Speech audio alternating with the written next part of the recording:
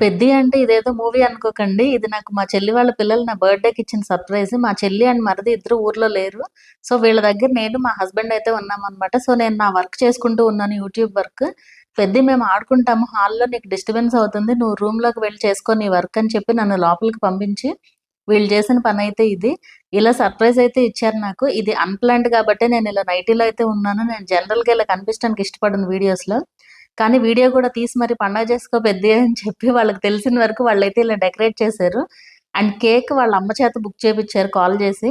And నా కోసం ఒక గిఫ్ట్ కూడా తీసుకొచ్చారు. వాళ్ళు దాచుకున్న మనీ నుంచి. నేను ఎక్కువగా బయటికి వెళ్ళినప్పుడు ఇలాంటి ఇయర్ రింగ్స్ అయితే పెట్టుకుంటాను. అందుకే ఇదైతే తీసుకొచ్చారంట. ఇద్దరు డిస్కస్ చేసుకొని ముందు బ్యాంగిల్స్ అనుకున్నారంట. సైజ్ తెలీదు కదా అని చెప్పి ఇవైతే తీసుకొచ్చారంట.